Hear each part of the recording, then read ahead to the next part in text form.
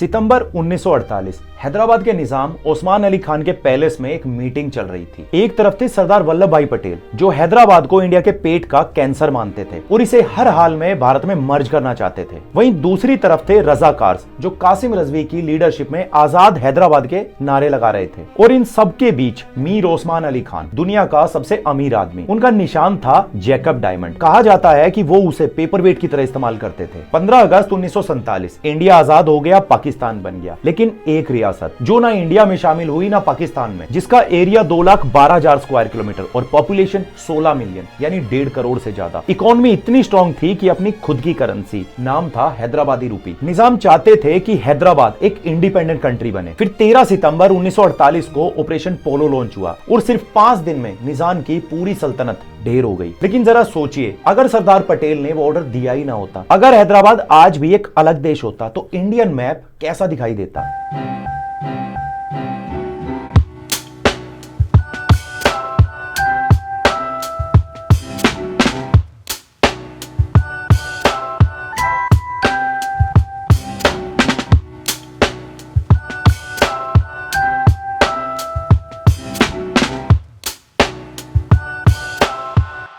हैदराबाद कोई छोटी मोटी रियासत नहीं, बल्कि ग्रेट ब्रिटेन से भी बड़ा इलाका था। इसमें आज का पूरा तेलंगाना, महाराष्ट्र का मराठवाड़ा और कर्नाटका का कल्याण रीजन शामिल था। निजाम की ताकत और वेल्थ का अंदाजा इस बात से भी लगाया जा सकता है कि 1937 में टाइम्स मैगजीन ने उसे richest man in the world कहा था। हैदराबाद के पास अपना रेल नेटवर्क था, अपनी एयरलाइन डेक्कन एयरवेज और अपना खुद का पोस्टल सिस्टम था। ओस्मान यूनिवर्सिटी उस वक्त की बेहतरीन यूनिवर्सिटी में से एक थी, जहां मॉडर्न साइंस को उर्दू में पढ़ाया जाता था। कोल माइंस और गोल्ड रिजर्व की वजह से हैदराबाद की जीडीपी कई यूरोपियन देशों से बेहतर थी। रजाकार नाम की एक मिलिटेंट ऑर्गेनाइजेशन भी थी, जो निजाम को सपोर्ट करती थी। कासिम रजवी की लीडरशिप में 2 लाख से ज्यादा आर्म्ड गुंडे गांव-गांव में लूटपाट और फोर्सफुली लोगों को इस्लाम में कन्वर्ट कराते थे। और ये इंटरनल कॉन्फ्लिक्ट ही हैदराबाद की सबसे बड़ी कमजोरी थी। सबसे पहले एक बार मैप को देखिए। हैदराबाद पूरी तरीके से लैंडलॉक्ड था, यानी चारों तरफ से इंडिया से घिरा हुआ। अगर हैदराबाद आजाद देश होता तो ये इंडिया के लिए एक ज्योग्राफिकल डिजास्टर होता। दिल्ली से चेन्नई या मुंबई से कोलकाता जाने के लिए आपको इंटरनेशनल बॉर्डर क्रॉस करना पड़ता। ट्रेन और ट्रक्स को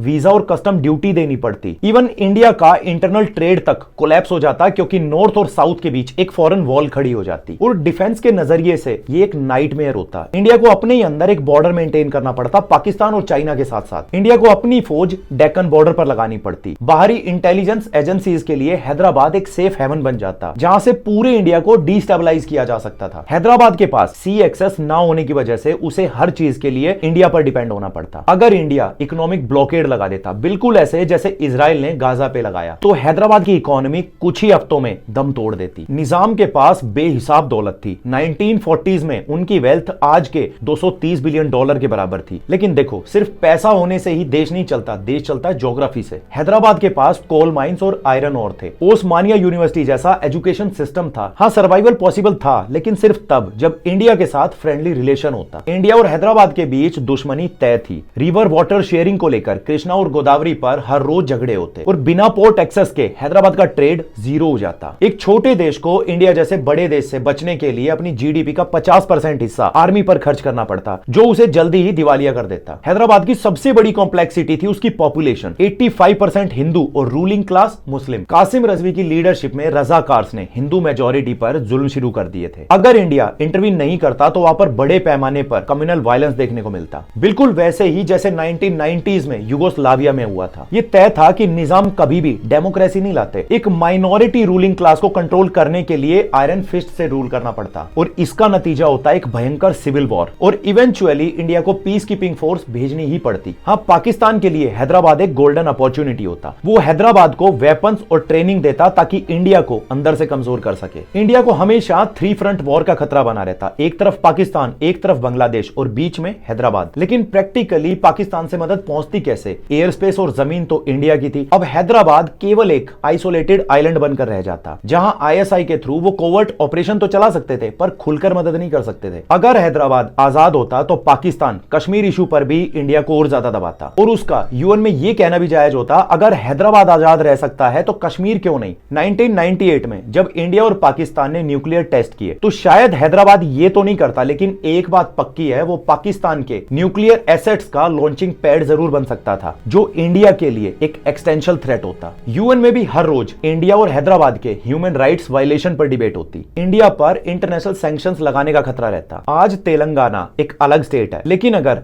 हैदराबाद आजाद होता तो चार मीनार सिर्फ एक मॉन्यूमेंट नहीं बल्कि एक नेशनल सिंबल होता। एयरपोर्ट पे लिखा होता welcome to republic of Hyderabad और दक्खनी उर्दू ऑफिशियल लैंग्वेज होती। आज हम इंडिया से वीजा लगवा के बिरयानी के शहर में एंट्री ले रहे होते और फिर धीरे धीरे कुछ टाइम के बाद इंडिया को फेस करना पड़ता हैदराबाद रिफ्यूजी क्राइसिस, बिल्कुल वैसे ही जैसे बांग्लादेश से हुआ था। देखो हिस्ट्री गवाह है कि आर्टिफिशियल बॉर्डर्स और लैंडलॉक्ड मोनार्कीज ज्यादा दिन नहीं टिक सकती, बिल्कुल ऐसे जैसे यूगोस्लाविया, चेकोस्लोवाकिया और सूडान में हुआ था। अगर ऑपरेशन पोलो नहीं होता तो भी हैदराबाद का कोलैप्स लगभग तय था। या तो 1960s आते आते वहां की जनता बगावत कर देती और इंडिया में मिलने की मांग करती, या फिर इकोनॉमिक क्राइसिस की वजह से निजाम खुद सरेंडर कर देता। नहीं तो देर सवेर इंडिया को इंटरवेंशन करना ही पड़ता, या तो ह्यूमन राइट्स के नाम पर या फिर सिक्योरिटी के नाम पर, और इंडियन आर्मी को लास्ट में वहां जाना ही पड़ता। सरदार पटेल ने ऑपरेशन पोलो चलाकर ना सिर्फ हैदराबाद को बचाया बल्कि इंडिया को एक ब्रोकन नेशन बनने से रोक लिया। आज हैदराबाद इंडिया का आईटी हब है, वहां की बिरयानी और कल्चर इंडिया की शान है। ये सब इसलिए पॉसिबल हुआ क्योंकि हम एक है। तो हिस्ट्री हमें सिखाती है कि नेशन बिल्डिंग में सिर्फ इमोशनल डिसीजन नहीं, प्रैक्टिकल डिसीजंस काम आते हैं। आपका क्या कहना है कमेंट में जरूर बताइएगा। मैं मिलूंगा नेक्स्ट वीडियो में।